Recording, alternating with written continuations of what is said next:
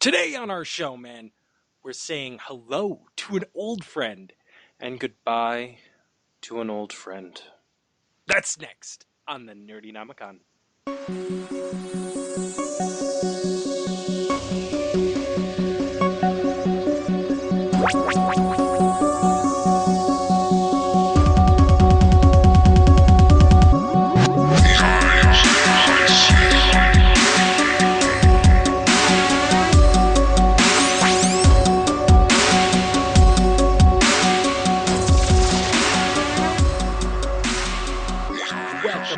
The Nerdy Nomicon. I am Robbie, and I think the flowers might have gotten to him. I think the bouquets that we've been sending from our hands and yours has finally reached him, because it is the return of my co-host, my friend, my brother in Babylon, Adrian Steve. Oh man, that is quite the intro. I did not expect that. He had like no lead up for that. That is off the top of his head. That's impressive. Well, that's how I do, man. I riff. You know this. You have polished up. You have honed your mind to a keen edge. I don't know about that. I don't know about that whatsoever. You've got it. I mean, you've been doing all these. You're touring. You're doing the podcast tour circuit now. So I mean, you're getting up there. I feel like I'm beneath you. Dude, I performed at a couple of venues, okay? We're not touring. The show's not out touring. With that in mind, the show is coming to a city near you. I'm lying. We're not touring, but yet. We're not touring yet. We may at some point. We might come down to Austin and do some live shows down there. You know, I think, what is it? PAX South is down in San Antonio? Something like that? That's pretty close. About an hour away from Austin. That, yeah. I'm sure you could get me into South by Southwest. I'd set up the podcasting table and be like, hey, look over there. Hey, look at you. It depends how much you define as into South by Southwest. I mean, I don't have any pull. I don't know if you know this. I have no pull. Well, you are an in that I do not have. I know nobody at South by Southwest. I barely know the name of South by Southwest until like 2 years ago. I thought it was a fucking airliner. Fair enough. I'm lying to you about that, but still. People love South by Southwest, and I just don't know. I know why. It's because they're not here. They don't live here all the rest of the time. So it's a bunch of assholes that fly in and fucking crowd up your city, and they're like, "Oh, this place is great. I get to just drink and there's music all the time." And then they fly out, and you're like, "I have to pick up all this trash now. Thanks, asshole." Didn't you just describe fucking Louisiana? Didn't you just describe Mardi Gras? Hey, the music's there's great music everywhere and the food's great. You just described New Orleans, didn't you? Yeah, but you don't have to throw beads at chicks to see their boobs here. They just show you the boobs? You have to throw beers at them. But you could do that anywhere. Like literally throw beers at them? Hashtag feminism. Hashtag strike one. Yes. Hashtag first strike. Okay, fair enough. Oh my God, we're so happy to have you back, dude. I cannot properly explain how great it is to be back, honestly. And it's I was talking with Robbie before we hit the record button, so sorry everyone, you didn't get to hear it. But it feels like a lot of things are finally kind of trending in the right direction. Right. That was the only reason that I kind of was not able to continue. And we had all these grand plans, and then my life imploded. Just like work-wise, my life just imploded, and I had to just bust my butt to kind of get back to a place where I was like, oh, I can have life again. I can be a live, living person that's not just a working automaton. So that's where I'm at. And now you get to sit back in the geek dungeon here with me, and you get to be a mindless automaton talking about pop culture. I get to kiss the ring and bask in the glory of you. It's pretty impressive. Come on, man. Kiss the ring. Dude. You started a company. I imagine you. Now, you can correct me if I'm wrong, but I know I'm not. You're sitting there with a fur-lined robe, a scepter, and a crown right now. I guarantee it. I guarantee it. I am sitting here in a Boba Fett t-shirt with a backwards House Stark hat with comic books in a bookcase to one side and video games and a mixer board on the other. Your throne and your royal regalia, okay? I get it. Stop My bragging. throne is a fucking swivel chair, bitch. Come on. That's even better than a regular throne because you can swivel it, right? Although you did kind of give me the inspiration to try to find some way to like reupholster this into looking like a swivel version of the Iron Throne. Dude, I'm gonna get on this. Interesting. I'm gonna fucking get on this. Man, I missed this. I really did. We missed you too, bro. I mean, honestly, every single one of our guests that we've had on here, every single one of them has mentioned you right before we started up the show. They're like, well, is Adrian going to be on? No, unfortunately, he's not. Hashtag flowers for Adrian. I'm like, oh, well, that sucks. I'm like, yeah, I know. I've done between Nerdy Nomicon, which honestly, you were only on a few episodes, but our first show that we did together, Lords of the Polygon Table, which, by the way, to all of our listeners, is now available for pay what you want over on patreon.com/artfulgremlins. We were able to get all of our very first show that we did together before we killed it and I started up my brand new company here. Brand new. It's been out for about a year now.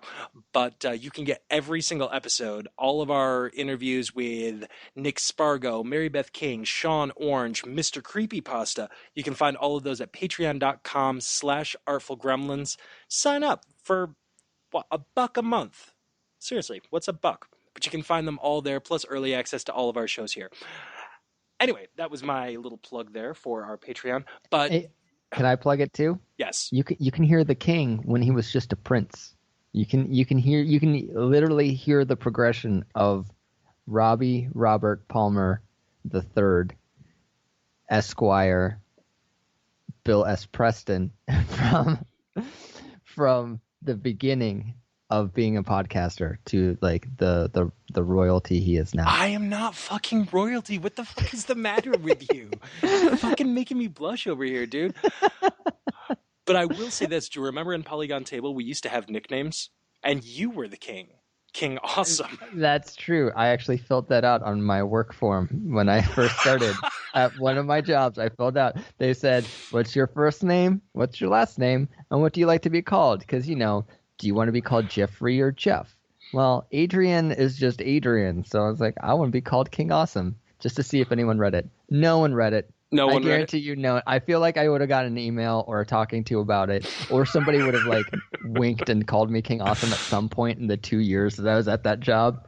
Nothing. But every once in a while, I think they populated forms from that spreadsheet because every once in a while I'd see, it'd be like silent for like 9 or 10 months, and then something would pop up and it'd be like nickname King Awesome, and I would laugh every time.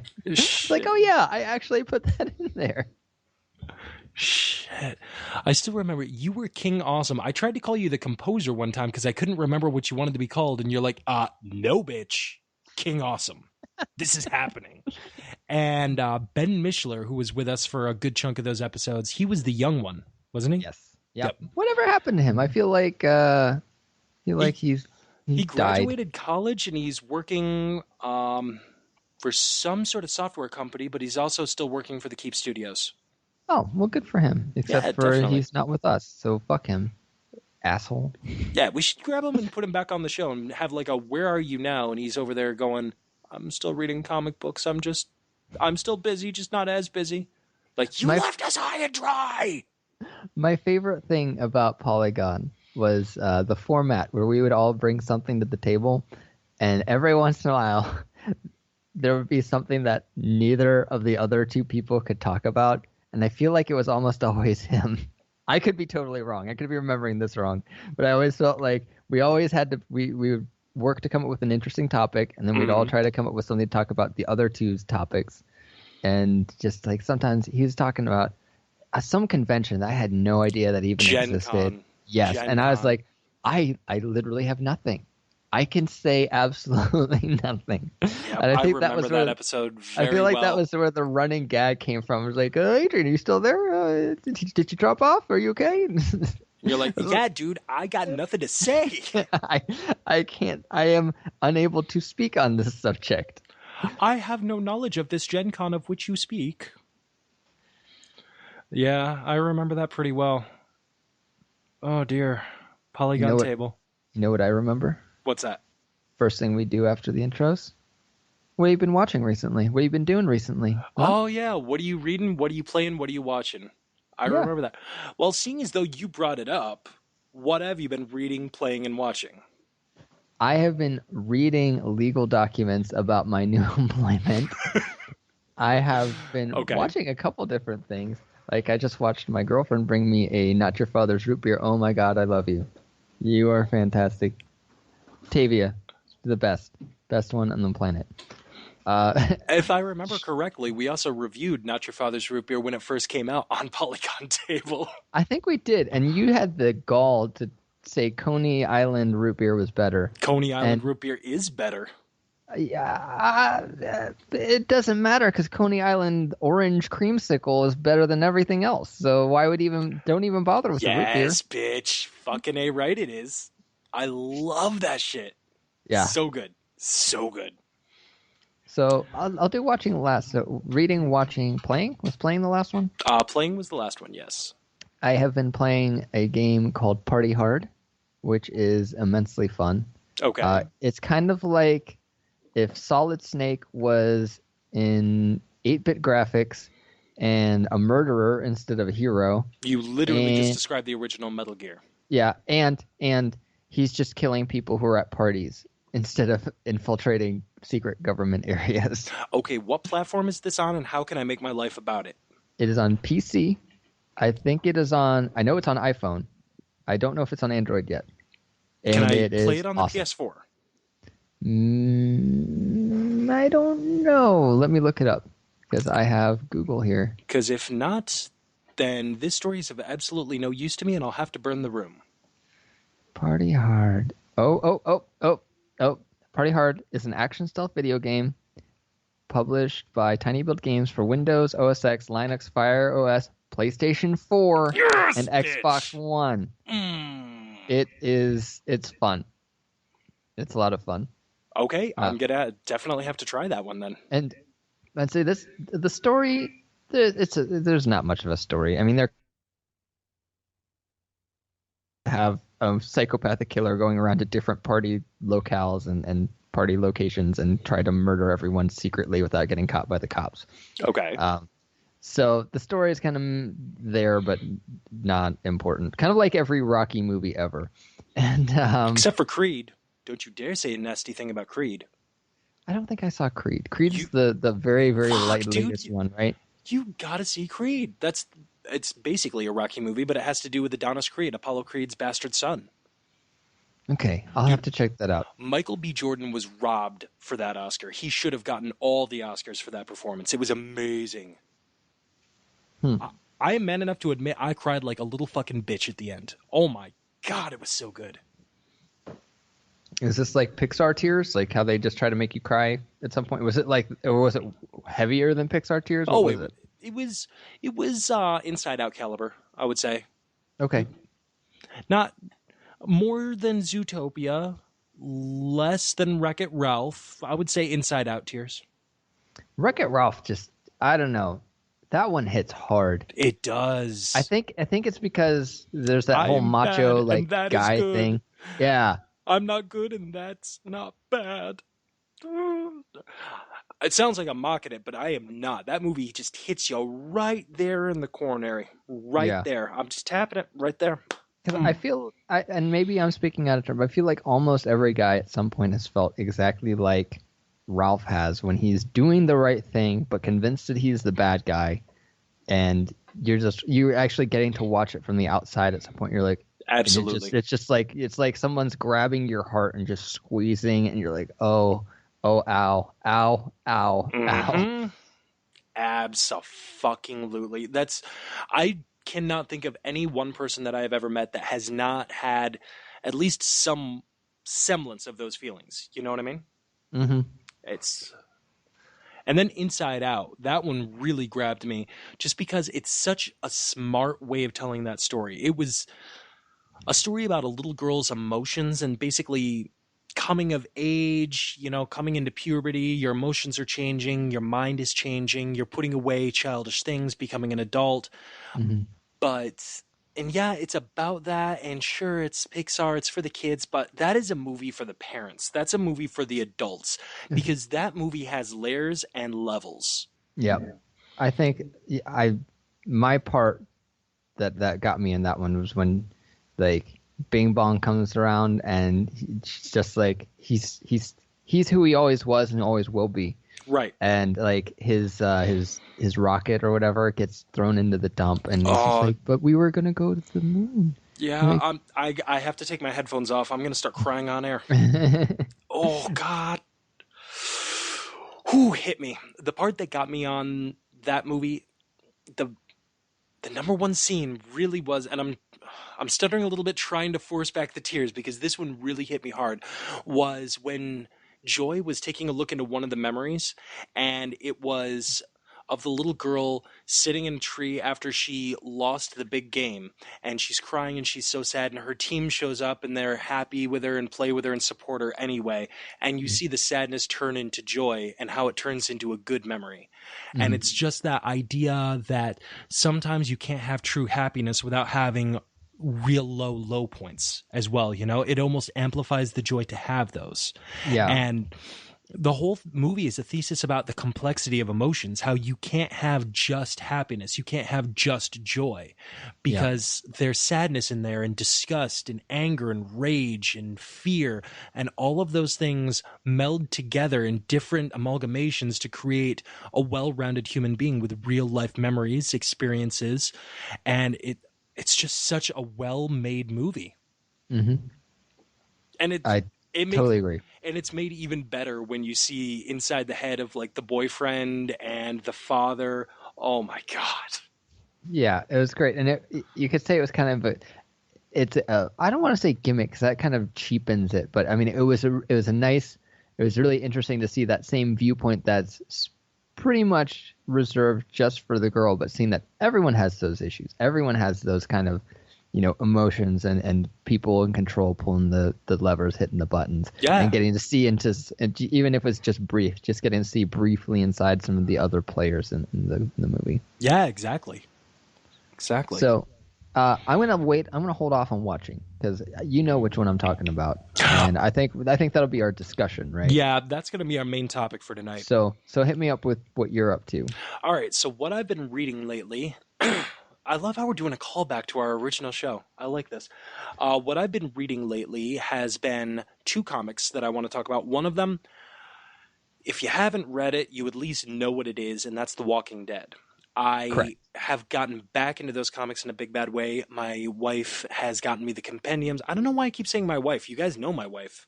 You guys know Brooke. His wife. I'm So, sorry. I'm really sorry. I couldn't resist. That's awful. This is first show back, and I'm pulling this. That is JV shit right there.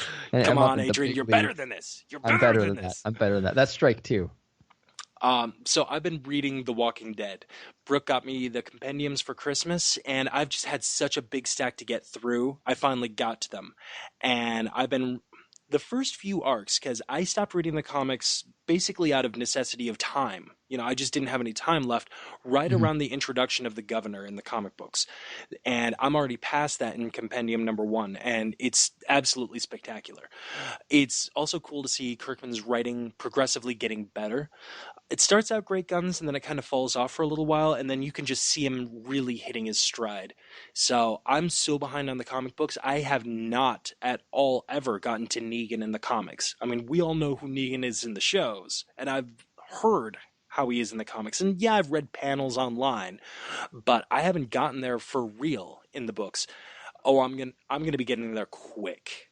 I So I actually don't know who Negan is. I stopped watching the show. I was really into it for a long time, and then I forget where I fell off. I think it was You after the fell governor, off after and the governor assaulted it was the prison, didn't you? yeah, it's when the prison was getting when they were all scattering from the prison. I was like, I think I'm done. That is exactly where I stopped watching. And the episode after I stopped watching, because once I found out that Negan was coming, because I knew who he was. like a lot of my friends, both Hobart and Dickey from Couldn't Be Models, are obsessed with the comics. So I knew who Negan was, and I knew his reputation. Once I found out that they were bringing him into the show, I binge watched to get back up to it. I stopped watching the episode before it started getting good again. So take my advice. You have already gotten through the bad episodes. You've got probably 3 or 4 more bad ones in total for the rest of the run. This show picks up and starts running in a dead sprint. I mean, you haven't even seen Alexandria, the Hilltop, the Saviors. You haven't seen Terminus. You ain't seen nothing. Is the series over? Oh, God, no. It's still going on right now. Okay, I was going to say. Okay, I was just curious. No. God, no. So that's one of the things I've been reading. The other thing I've been reading is, and I've been getting the variant covers so I can say this, Fuck Fairyland. And I love this book. It is so good. Published by Image Comics, written in art by Scotty Young. The appropriate title for this book is I Hate Fairyland, but the variants always come out Fuck Fairyland. And it is about a little girl that gets sucked into a magical world of gumdrops and rainbows and magic and princes and princesses and everything like that as a little kid named Gertie. And she goes on a magical quest to find the artifact that will send her back to her realm. Back here to planet Earth. Flash forward 30 years. Now you have a 30 to 40-year-old woman mentally and emotionally stuck in the body of a 9-year-old who hates this fucking place and just wants to kill and slaughter everything and everyone in it. She's gone insane. And her helper that was assigned to her, which is a little lightning bug, he's just the driest, most cynical bastard you've ever seen in your life. He's like Alan Rickman's character in Hitchhiker's Guide to the Galaxy. You know, the manic depressive robot? Yeah. Picture that as that mixed with Jiminy Cricket. That is what her sidekick is. Okay, I can get into that. Oh my God, this book is absolutely hysterical. The art is just over the top. There's blood, there's guts, there's gore. It's superfluous. It's unnecessary. And it's perfect. Oh my God, it's everything I wanted this book to be when I saw that there was a book called I Hate Fairyland, let alone Fuck Fairyland. 10 issues out right now. Scotty Young's bringing it back in a couple of months for the new arc. I recommend everybody go ahead and pause this episode, run out to your local comic shop. If you don't have one near you, log on to fucking midtowncomics.com and get this book because you are not going to regret it. This book is hysterical. That is a ringing endorsement. Oh my God, I cannot say how much I love this book. Pretty much if I talk about it on the show, I'm passionate about it and I really enjoy it. What have I been playing? I've been playing Skyrim. I got the PS4 updated version and I've just been side questing like a motherfucker. I have yet to play Skyrim. I really want to, and I have no time. And I don't own it, and I want it, but I just don't have time. I hadn't played it on PS3, dude. I just got it on the PS4, so I was out of the entire Skyrim craze. While everybody was going to town during that, I was playing other things. You know, I was playing my Dragon Age. I was playing Shadow of the Colossus for the 18th time. I was playing Silent Hill 2 for the 50th time. You know, I just didn't do Skyrim for whatever reason. I think it was I was getting married at that point when it first came out. I don't really remember, but I'm in Skyrim now, and I'm in a big bad way. Yeah. What kind of character you normally play, or what are you playing? I am playing a one-handed sword wielding mage. So he only has one hand, or are you just wielding with one hand? I'm just wielding. That's very different. I'm wielding a sword with the right hand and doing the magic with the left hand. So I'm not fucking around with the two-handed weapons. I'm not fucking around with a shield. I've got either my restore magic to heal myself in one hand, or I've got destruction magic to set you on fire in that hand, and I'm chopping you to bits with an ebony sword in the other. Now let me ask you a question. If you're using a sword in your right hand, but you're casting spells in your left hand, is your character right-handed or left-handed? He's right-handed. Really? Wouldn't you want your right hand doing the spells? Nah, dude, no. If you're right-handed? No, the hand is a catalyst, man. The spells are coming from the mind. It's coming from the mouth, and it's coming from the soul. The hand is just where it comes out of. So yeah, I mean, I can say the same thing about music, but I don't want my retarded hand trying to finger notes on a guitar board, on the fretboard. Well, you could try to say that about music, but, I mean, granted, you're the composer. I'll defer to you. You'd be wrong. I like to think of it as masturbation, okay? You you can use your dominant hand, but that hand is much better double clicking that mouse. It's much better scrolling through the web pages. What you want is your offhand, okay? You want to sit on that bad boy until it goes numb, then you rub one out, you call it the stranger, and that's how you get there. All over your That's face, what I'm neck, saying. and checks. Fucking A right. We're gonna call back to all of our old jokes. Old jokes, I still say that. Oh, I'm very sorry.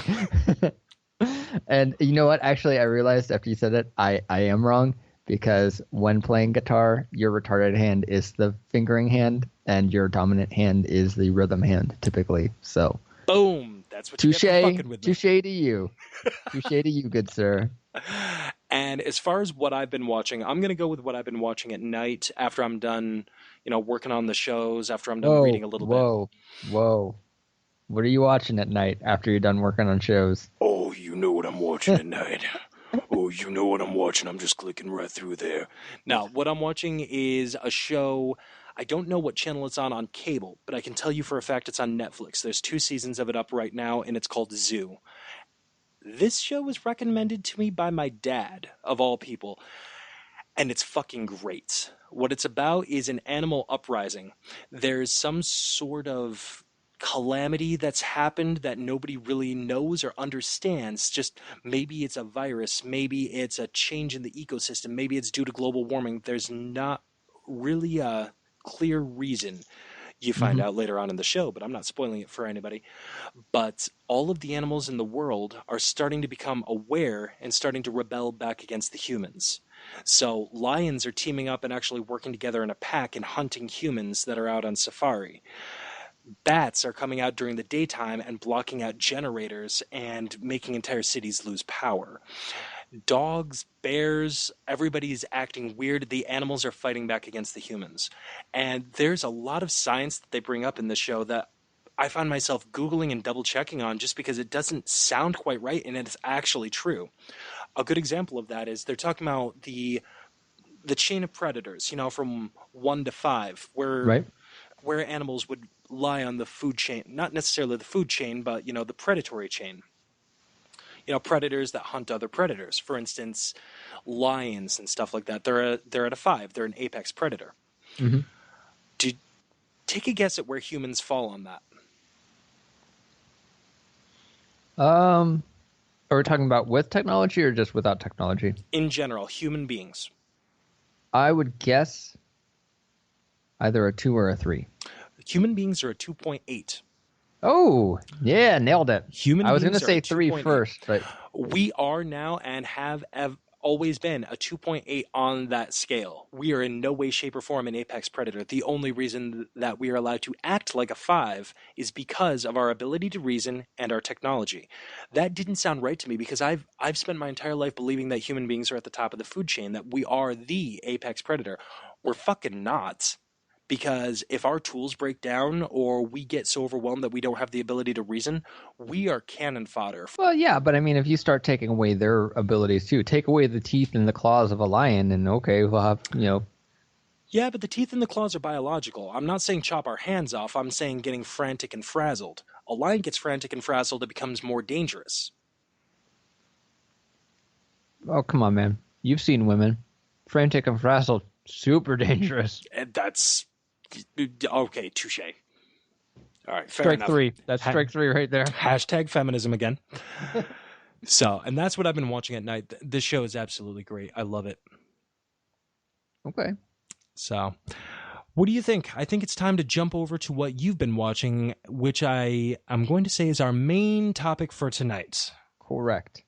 So, I don't get out a lot anymore for, entertainment. But I was able... Right before I got back, oh my God, sorry, my dog is biting my feet for no reason. You're not getting any nachos. Your dog's higher up on that list than you are. Probably.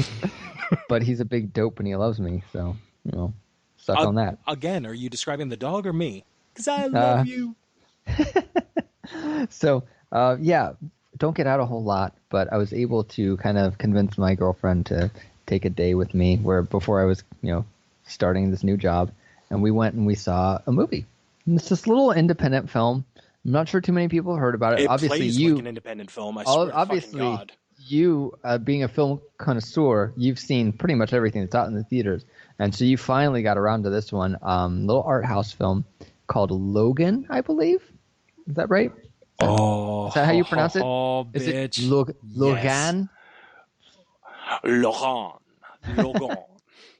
Oh my god, fucking Logan. It was good. Holy shit. That, really? That's what you're gonna say? Well, It here's the was good. thing. I It was I good. think we might. I think we're in different spots on how good. It's extremely good, but I think you think it's really extremely good or something. I think, and that's what this discussion is going to be about. Okay, all right. I'll go first on this one, and then I'll let you bring us back down to reality. I'm going to spend the first couple of minutes sucking Logan's big schnickety schnickety schnuck dick, okay? Then you can Okay. bring us right back down. Then we're going to have a battle royale. Okay. I love this movie. This is the X-Men movie I've wanted to see ever since back in, what was it, 2001 with the original X-Men? Hmm. And you know that I don't really care for Wolverine. I think that he's incredibly overrated. I never loved him in the comics or in the 90s cartoon. I certainly didn't love him in the movies. And that's not saying anything against Hugh Jackman. I thought that Hugh Jackman did a great job as Wolverine. I just never cared about Wolverine. He seemed like the ultimate male equivalent of a Mary Sue, which actually does have a title that I don't know what it is. So I'm Barry just Sue. okay, Barry Sue. Are you fucking with me? No, that's what we're gonna call it now. Okay, we're gonna call it a Barry Sue. That, all of that stuff said, and I stand by it, mind you, this movie was incredible. You finally got Wolverine acting like Weapon X. You finally got him chopping off limbs. By the way, fucking spoilers. Spoilers out the ass for this movie. You finally got Wolverine in the opening 2 minutes. You've got him cutting off arms. You've got him cutting off legs. You've got him disemboweling a motherfucker. You've seen more claws go through motherfuckers' heads than you Yeah. ever thought that you ever wanted to see. And I remember sitting there watching it for the first time, my jaw drops, and I look over at Brooke and I'm like, I just came unassisted. And she looks back over at me and says, what the fuck else is new? Stop talking in the theater. Just like get a towel.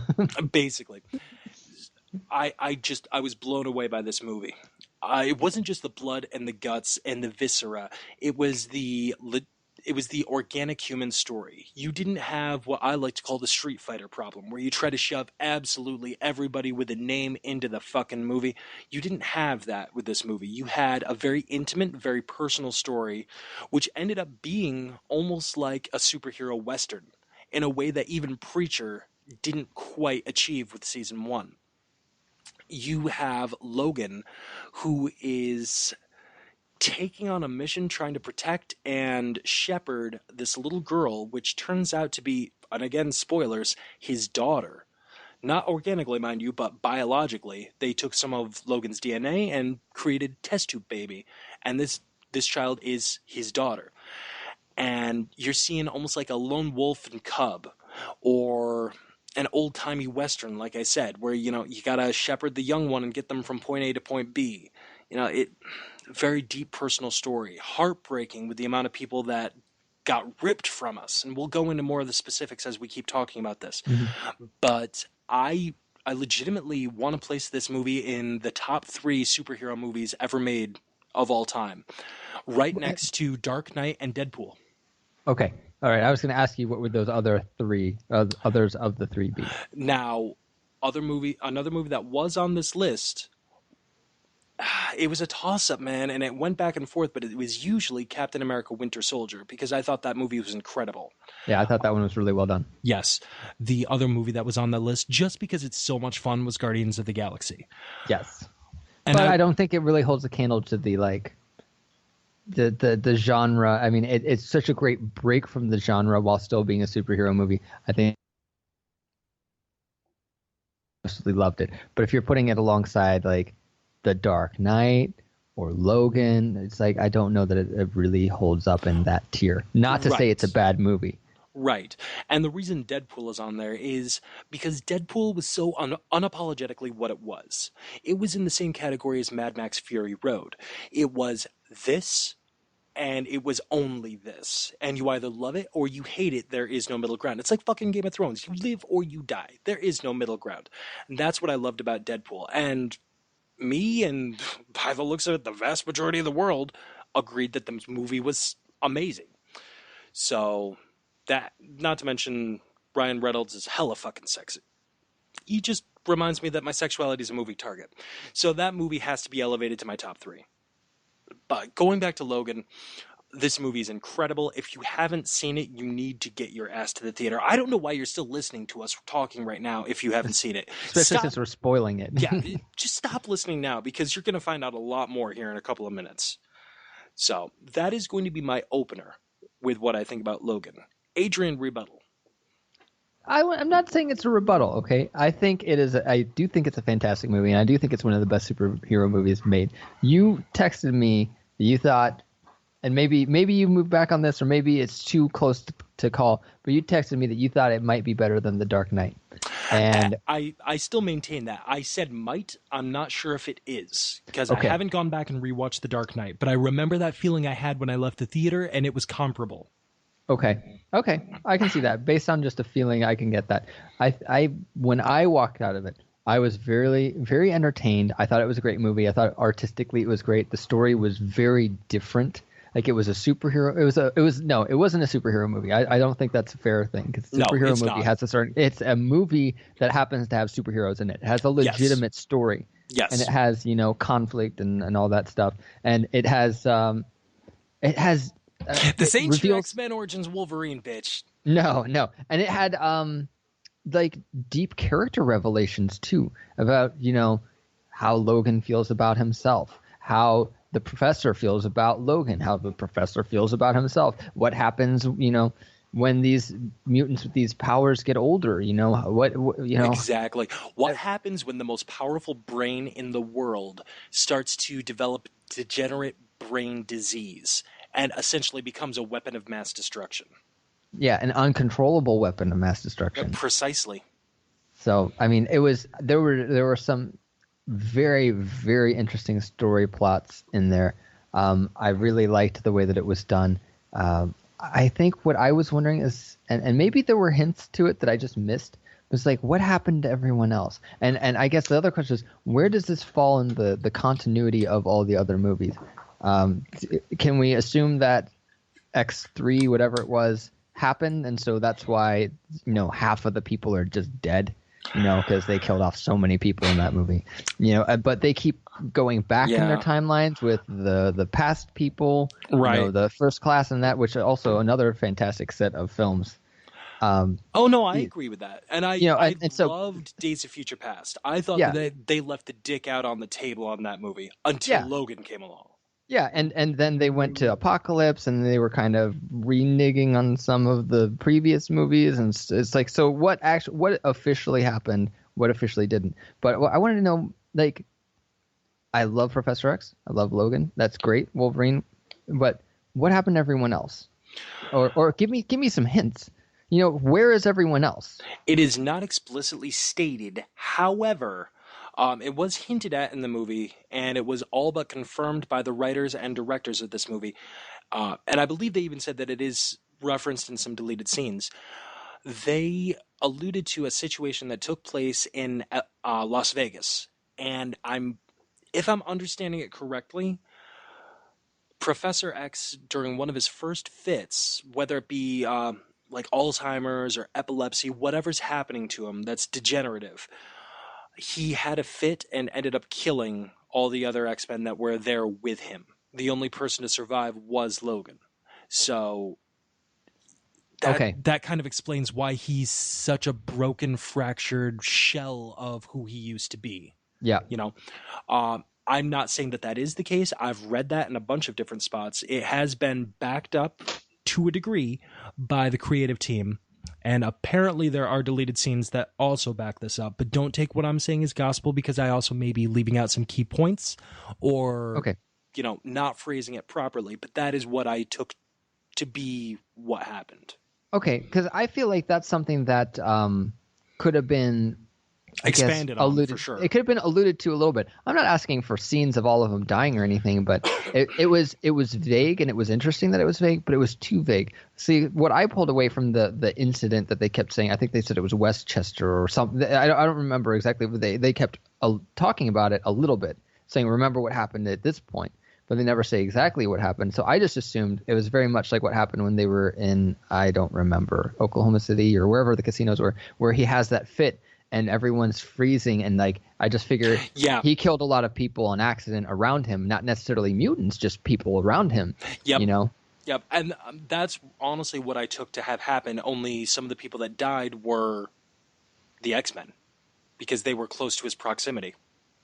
Yeah, but I mean, there's so many X-Men. They don't all go out on missions together, you know? I mean, they rotate members like nobody's business. They do. And you know, and the other thing, there's more than just the X-Men when it comes to mutants, you know? What about all of Magneto's evil people? What about all of, you know, the Independents that show up every once in a while and then right? And that I can't explain that away. So I got nothing for that. And maybe this movie just wasn't about that, but I mean, it's one of those things. It's like, okay, it's a movie about Logan. I get that. But it's like, where is everyone else? You know, Logan, for as much as he always was a loner, he was never a loner in any of the other movies. You know, he was the loner of the group, but he was still in the group. There was still a group around him. And I guess he has a group, it's just smaller. Right. So, I don't know. As I said, I thought it was phenomenal. I really did like it. I don't think I put it above The Dark Knight, for one reason, and you could kind of argue this reason a little bit, okay, I suppose. But I felt like I understand that they didn't want to do the movies anymore, or at least Hugh Jackman didn't want to do the movies, or maybe he didn't think they could top this one. Well, he's also getting fucking old to be playing Wolverine, you know? I get it. I get all of those, but I just feel like I felt like they tried to manipulate emotions a little bit. I feel like, you know, it's obviously huge spoiler. So if you are actually listening to this point and you haven't bowed out yet and you haven't seen the movie, I'm going to ruin it for you if you haven't already guessed, which is probably pretty easy to guess anyways. So, you know, like, if you want to see the movie, you're still here for some reason, turn it off, go see the movie, all right? Because I'm going to ruin it. Killing not just Logan, killing both Logan and Professor X. Yes. And both of those scenes made me start sobbing like a little fucking baby too.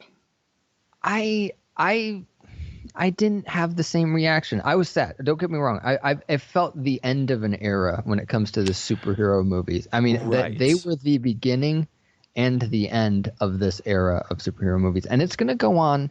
It's not like Marvel's done. This is the last, you know, superhero movie of all time. There's plenty of stuff coming out.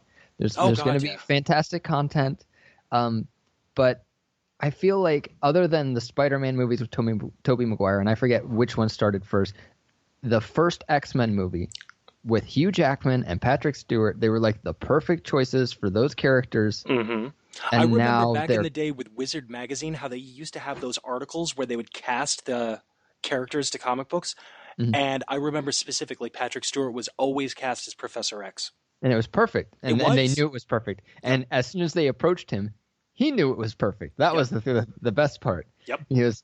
I don't know if probably everyone knows the story, but you know, when he was approached to be Professor X, and they showed him a picture of the comic, he said, "Why am I on the front of a comic book?" Like that's like no, that's the character, but you're perfect for him. So, right. But I don't know. I felt like it's a heart-wrenching moment, and I get why they did it, both from an actor standpoint and from a story standpoint, and I get all of it, but I feel like just killing the main protagonists, the ones that you've been invested in for so long, is a cheap way to get that shock factor, that emotional factor, and maybe it's not fair to say that. Maybe that's not a deep enough analysis, but I just feel like, I mean, if you go and look at The Dark Knight, they didn't really kill anyone. The only person they killed, and I don't even know if they actually killed him or not, he never showed up in the next movie, was the guy who turns into Two-Face. They don't kill Batman. They don't kill Alfred. They don't kill the major players. They don't even kill the major villains. Well, they killed his girlfriend there. And yeah, Two-Face. Nobody likes Katie Holmes or the girl that replaced her. I can't I remember her name love right now. Maggie Gyllenhaal. Gyllenhaal, that's right. Katie No. Holmes, not so much, but I loved me some Maggie Gyllenhaal. She Okay, should have been. She should have been right from the beginning. but it's not the same. You can't compare You're Two right. Face, which one of Two Face and Batman's girlfriend are the same as Professor X and Wolverine. You know what I mean? You're Like, right on who's that. who? Yeah, you're So right on that. I feel like those emotions, while I understand them, are just kind of they're just it's manipulated sounds like such a dirty word for it, but I feel like it's just it's of course you're going to feel Pandering, that way. pandering, It's maybe. of course it's going to feel that way because you're invested in these characters over so many movies and so many comic books and TV shows and I gotcha. cartoons and all this, and they've found the perfect ones, and now that run is over. And that's not to say somebody else won't come along to take those roles and do an amazing job, Yeah, but take up the mantle, if you will. yeah, but I mean this era is ending, All and right. that's sad. Let me give you my analysis over these two deaths. I'll start out with Professor X because this one was one of the first that really got to me. I agree with everything that you said, but I liked it because of that, I guess. At least in the comics that I've read and in the cartoons and basically throughout the entire continuity, you Mhm. gain and lose X-Men all the time. But what you don't gain or lose is Professor X because you always have the X-Men. It's always it's because of the X factor gene in their genome, but it's also because of Professor Charles Xavier and the finality to Professor X after all this time. Not to mention the fact that I don't think I have ever seen Patrick Stewart die on camera. I'm kind of pausing a little bit trying to remember Dune with David Lynch. I just watched it a couple of weeks ago for Synthaholics podcast. I don't think that his character died in it though. But anyway, I digress. You don't see Patrick Stewart dying on screen a lot, let No, alone ever see Professor X. So having him die was really a way to close out this arc, or at least this reality, because I'm still not exactly sure of the continuity of these movies. But let's just say it's right. all as one. You finally have the ending of Professor X and his X-Men. So Wolverine literally is the last man standing from that squad. You no longer have Storm, obviously, or Cyclops, or Jean Grey. And Professor X was really that linchpin. He was the axle that everything rotated around. So when Yep. he goes, you have to wonder what is this new world that we're about to be plunged into? Because Darkness. exactly, because throughout it all, whether it's Apocalypse or Omega Red, Magneto, it doesn't matter because you always have Professor X. And as long as he's there, things can find some way to come back together. But now he is gone. Now you have no exposition. Now you don't have the most powerful brain in the world. And that man who, granted, I'm giving all the credit in the world to Blade, because that movie was the movie that saved comic book movies after Joe Schumacher nearly destroyed it with Batman and Robin. But aside from Blade, X-Men is what brought us into the world we have right now, even in the real world, with all of the X-Men movies, with Spider-Man, Iron Man, the entire Marvel Cinematic Universe, the DC Universe. You don't get to any of these without Blade and the original X-Men. Totally agree. And let me stop you real quick. Sure. Speaking of Magneto, where was Magneto? Where is Ian McKellen? If we're going to send off Professor X, you can't even have a flashback for Magneto. You can't even have anything. Come on, they're I best friends. I understand these qualms, and to a degree, I agree with them. I don't think that they're needed in this particular movie, but I'd like at least some sort of more clarity to the finality. I'm like you said, I don't need that flashback and seeing all the X-Men, but I would have liked a little bit more of a concrete reason. Where did everybody else go? Just give me a. I don't need to be beat over the head with it, but give me more than just the little illusions that they gave us. So Right. I'll agree with that. I don't need to see Ian McKellen, but I would have at least liked a reference to him. You know, don't just hand wave him and just assume that everybody saw all the other movies, because half of the X-Men movies are fucking dog shit. The other half are pretty fucking good. But and I understand what you're saying. but just wrapping up with my feelings on Professor X, that's why that one got me so much, is because of the real world connotations in the world that I, Robbie, live in, as well as the cinematic world. It feels like the axle has broken on this wheel.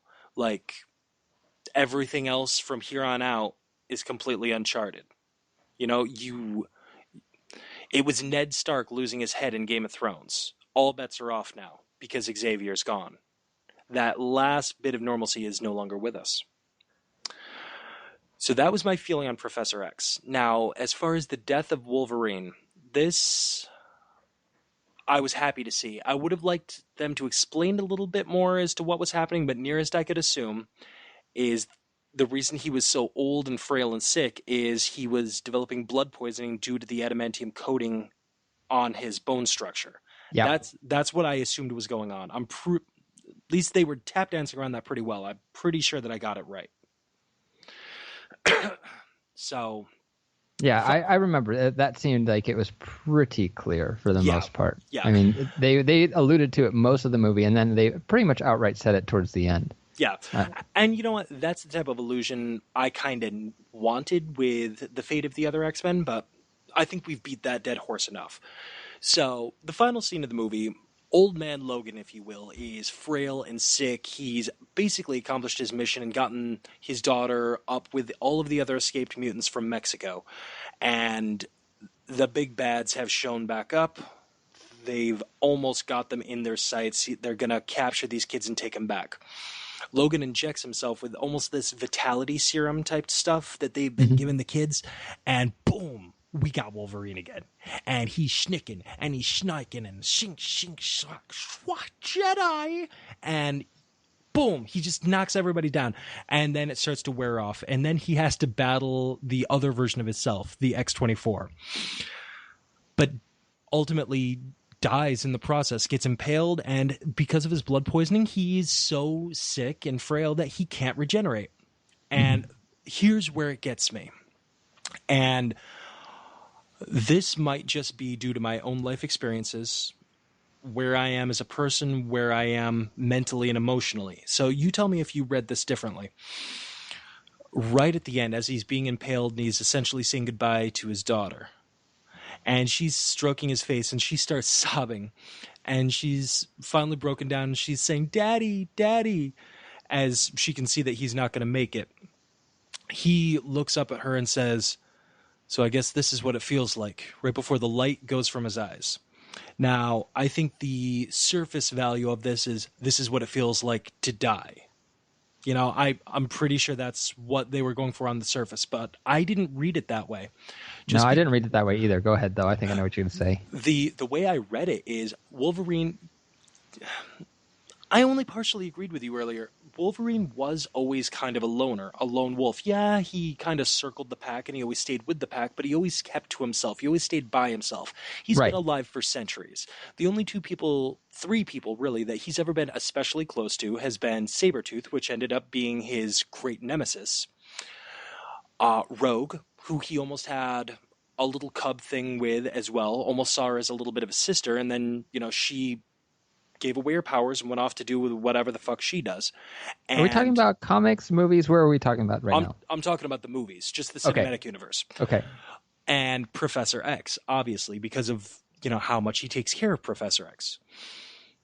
The way I read it is, this is what it feels like. This is what it feels like to have pure love. This is what it feels like to be a father. This is what it feels like to truly give the great sacrifice for the people that you love. This is what it feels like to lose. This is what it feels like to lose yet still win, because even though he himself is losing his life, he has won for the next generation of mutants, because that entire group, all of them, are gone and they can just go unimpeded to their safe zone and the people that are there to embrace them and help them out and become the new mutants, if you will.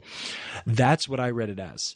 Everything from this is what it feels like to sacrifice, this is what it feels like to truly love, all the way up to this is what it feels like to be a father.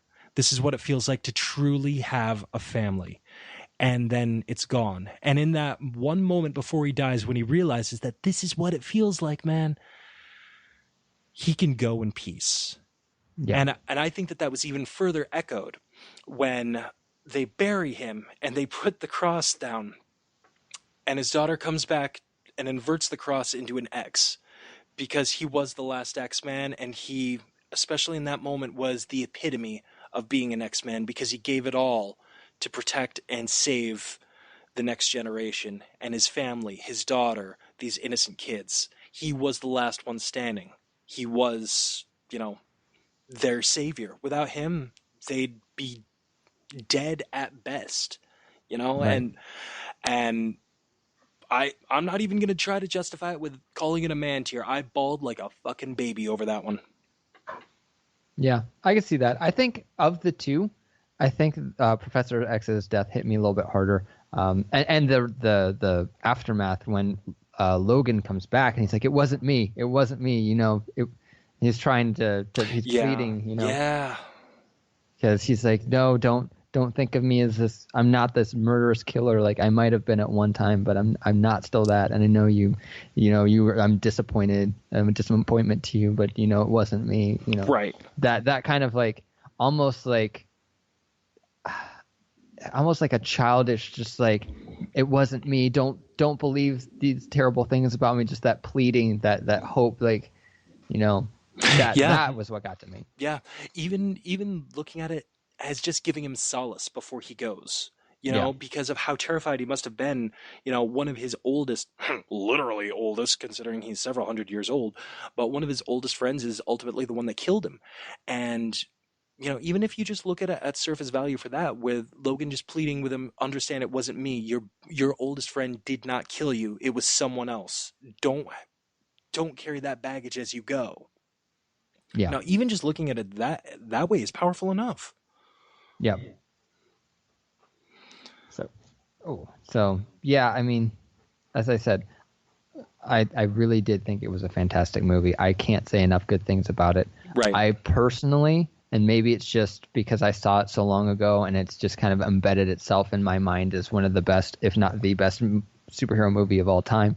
I still place The Dark Knight above it. I think mostly based on the didn't have to use deaths to get that feeling at the end. I mean, I the get that. end of The Dark Knight, the absolute end of The Dark Knight, where he's like, I'm going to sacrifice myself. Maybe not, I'm not going to go get myself killed, but I'm going to let you drag my name and my reputation through the mud when I don't deserve it, because it's what has to happen. Like that kind of sacrifice, and then having to live with it. I mean, having to Thanks, Adrian. live I didn't with want to go to sleep tonight. Now I need to watch The Dark Knight again. having to live with the everyone being wrong about you, Right. and just accepting it because it's more important. That struck me pretty hard. Yeah. And as did the deaths, but I felt like the deaths are an easy strike. That's an easy groin kick. The drag my reputation through the mud, and I will let you do it because it's what the city needs, even though I don't deserve it. That was like just a surprise. That was just a punch to the gut and a couple kicks while you're down on the ground. You're Yeah. like, ow, Yeah. ow, That's ow. true. That's true.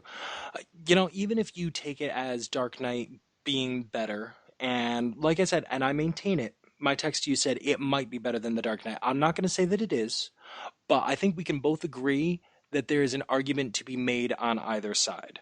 Oh That yeah, if it's not better than The Dark Knight, then it's at least in the running. oh yeah, There's an argument and to be made in either direction. I and think and the best part is how close they are.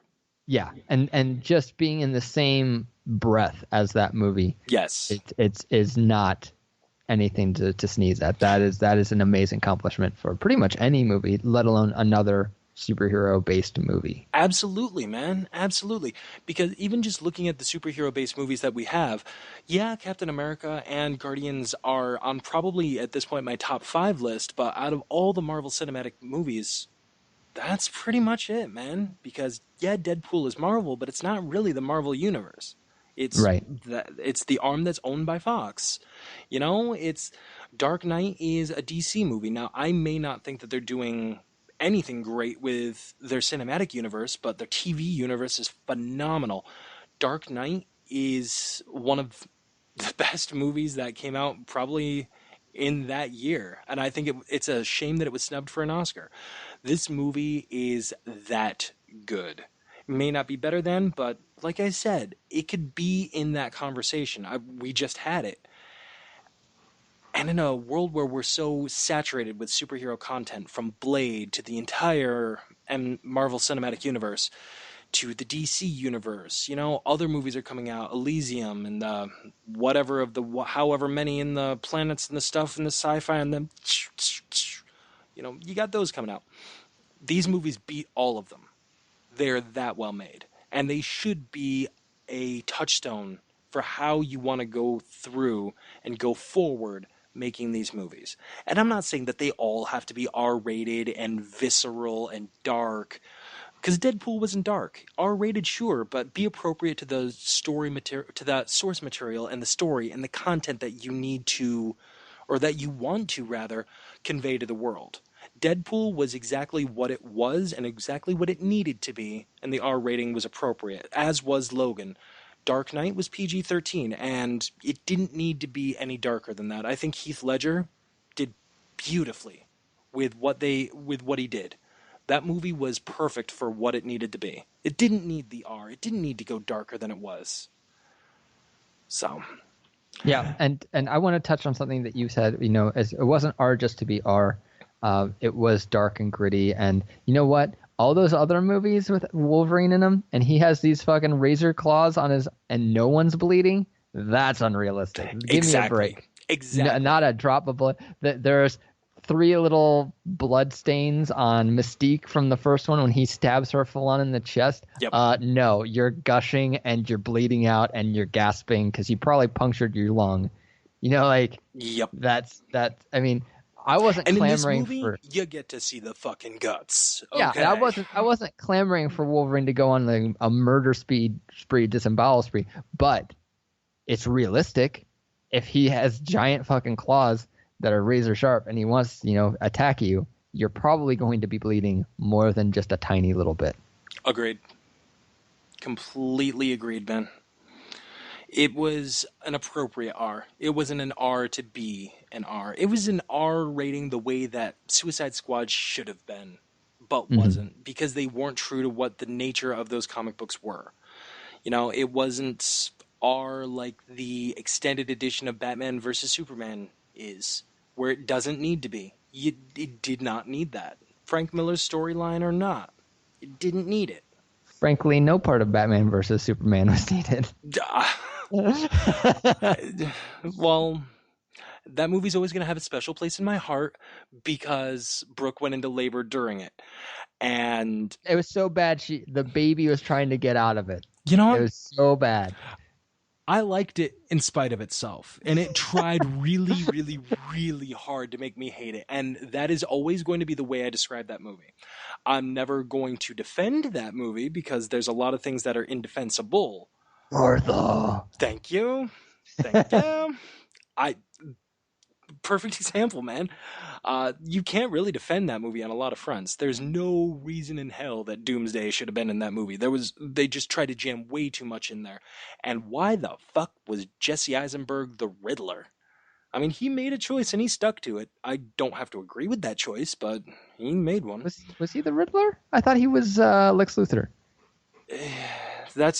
That was his name in the movie, but let's be honest, the character that he played was Jim Carrey's version of the Riddler.